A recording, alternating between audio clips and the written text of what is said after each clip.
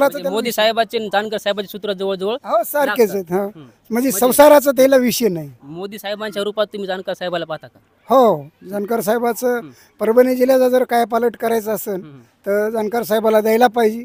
आणि जानकर साहेबाचं पहिल्या यादीमध्ये मंत्री ह्या यादीत नाव. त्यातील वडगाव सुकरे या गावामध्ये महायुतीचे कार्यकर्ते सुरेश भुमरे आले होते.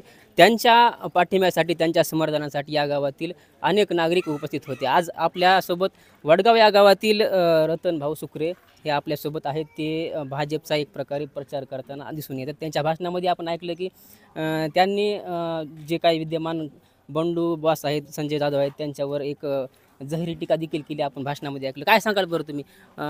संजय जाधववर तुम्ही टीका केली एवढी की बाबा दोन वेळेस देखील खासदार राहून त्यांनी ह्या परभणीचा भकास केला, विकास नाही केला. वस्तुस्थिती आहे ना. आता आपल्याला औरंगाबादचा खासदार आपला MIMचा गेल्या वेळेस ते एवढा उत्कृष्टपणे ते संसदेमध्ये प्रश्न टाकते. वेळोवेळी समजा मुसलमान समाजाचा असून ते शेतकऱ्याचे प्रश्न मांडते आणि हे शेतकऱ्याचा खासदार असून गैरहजर राहते. हे एक खेदाची गोष्ट आहे. आता जानकर साहेब नक्कीच जर निवडून आले तर परभणीचा विकास करू शकतील असं तुम्हाला वाटतं? 100% एक तर इंजिनियर माणूस आहे आणि ते एक बगर हे संसाराचं म्हणजे मोदी साहेबांचे आणि जानकर साहेबांचे सूत्र जवळजवळ हो सारखेच आहेत. हा म्हणजे संसाराचा त्याला विषय नाही. मोदी साहेबांच्या रूपात तुम्ही जानकर साहेबाला पाहता का? हो जानकर साहेबाचं परभणी जिल्ह्याचा जर काय पालट करायचं असेल तर जानकर साहेबाला द्यायला पाहिजे. आणि जानकर साहेबाचं पहिल्या यादीमध्ये मंत्री ह्या यादीत नाव येणार आहे. आणि परभणी जिल्ह्याच्या MIDCचा प्रश्न असेल, आणखीन बरेच जे प्रश्न परभणी जिल्ह्याचे असतील ते सगळे मार्गी लागतील. राहिलेले रस्ते असेल, पाण्याचं असेल, असे खूप काही जे राहिलेले आहेत तर ते सगळे प्रश्न मार्गी लावण्यासाठी शैक्षणिक मागासलेला आपला जिल्हा आहे, तिथं सुद्धा आणखीन चांगल्या पद्धतीनं चांगल्या दर्जाचं शिक्षण कसं भेटेल, हे सगळ्या गोष्टी जानकर आल्याच्या नंतर परभणी जिल्ह्याचा निश्चित शेतकऱ्याचा, कष्टकऱ्याचा, सगळ्या तरुणाचा, पूर्ण गोरगरीब जनतेचा सगळ्याचा फायदा होणारा माणूस आहे की का त्याला कुठली आस नाही.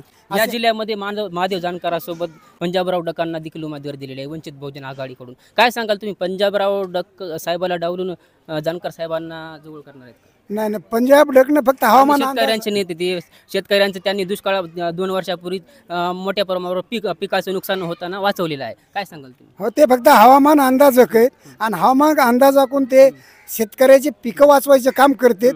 मात्र विकासाचं त्यांच्याकडे ते दृष्टी ज्ञान नाही. ते फक्त हवामान अभ्यासक आहेत. फक्त हवामानामध्ये अनेक निष्ठावंत कार्यकर्ते आहेत महायुतीचे. आपल्यासोबत दीपकराव बिडकर देखील आहेत. काय सांगाल तुम्ही? काय नाही, आज परभणी जिल्ह्यामध्ये खूप दिवसानंतर म्हणण्यापेक्षा ज्यावेळेस संसदेमध्ये आपल्या परभणी जिल्ह्याचा एकही खासदार असा गेला नाही की जो सुशिक्षित असून सुद्धा तिथं काही उपयोग केला नाही त्यांनी. फक्त आपल्या सुशिक्षितपणाचा आणि लोकांनी निवडून दिल्याचा स्वतःच्याच कामासाठी उपयोग करून घेतला. पण यानंतर आता जो उमेदवार आहे तर ह्या उमेदवाराला स्वतःचा संसार नाही आणि ते संन्यासी आहेत. त्याच्यामुळं अशी एक आशा आहे आम्हाला. परभणी लोकसभा मतदारसंघामध्ये असं चर्चा उदाहरण येते की तिहेरी लढत होणार आहे. पंजाबराव डक साहेब, संजय जाधव आणि महादेव जानकर साहेब. वंचित बहुजन आघाडीचे जे काही उमेदवार आहेत पंजाबराव डक साहेब यांच्या मतविभाजनामुळे नक्कीच BJPला फायदा होऊ शकतो. काय वाटतं तुम्हाला? हो, त्याचा फायदा होऊ शकतो ना. जर समजा वंचित बहुजन आघाडीचा एक मोठा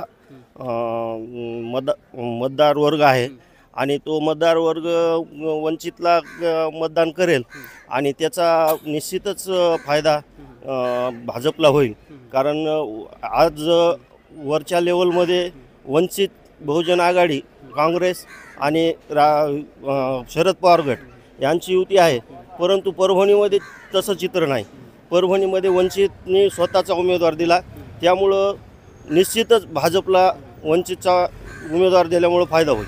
माझ्या मताने ह्यावेळेस माधवरावजी जानकर साहेब 1 नंबरला राहतील, पंजाबराव डक 2 नंबरला, बंडू जाधव 3 नंबरला राहण्याची शक्यता आहे.